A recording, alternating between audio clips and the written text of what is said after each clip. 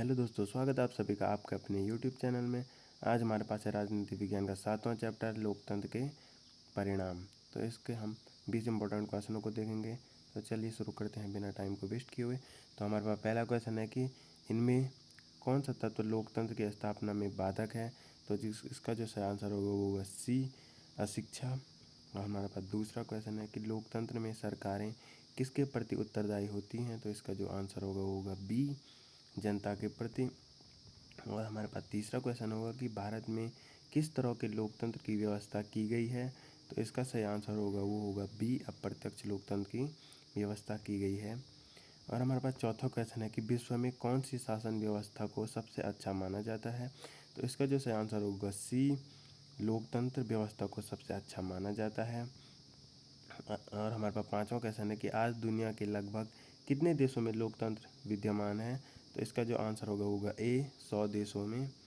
तो हमारे पास छठवां क्वेश्चन है कि किस सरकार के कार्यों का मूल्यांकन जनता भय के कारण नहीं करती है। तो इसका जो आंसर होगा सी, लोकतांत्रिक शासन का।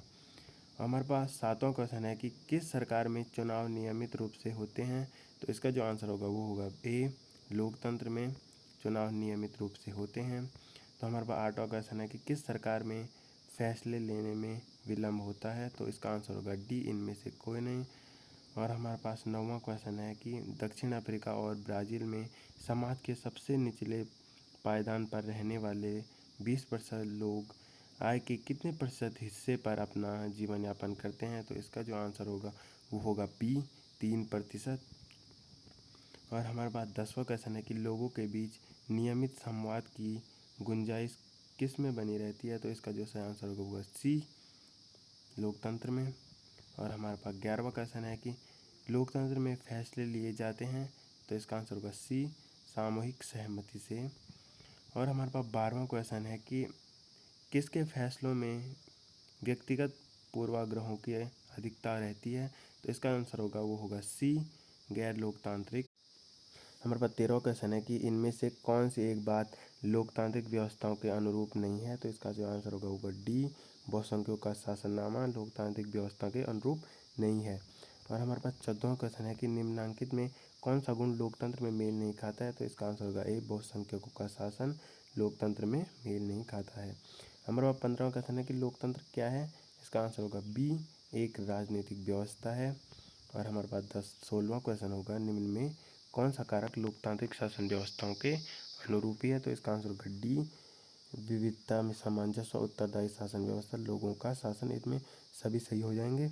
और हमारे पास 17वां क्वेश्चन है कि निम्नलिखित किस देश में लोकतंत्र की स्थापना अभी तक नहीं हो सकी है। तो इसका आंसर होगा सी, म्यांमार। और हमारे पास 18वां क्वेश्चन है कि वर्तमान समय में किस शासन व्यवस्था को सर्वाधिक लोकप्रिय माना जाता है। तो इसका आंसर होगा बी, लोकतंत्र को वर्तमान समय में सर्वाधिक लोकप्रिय माना जाता है। तो हमारे पास 19वां क्वेश्चन है कि निम्नलिखित में कौन सा कथन लोकतांत्रिक शासन पद्धति के संदर्भ में सही नहीं है। तो इसका आंसर होगा ए, तीव्र आर्थिक विकास दर।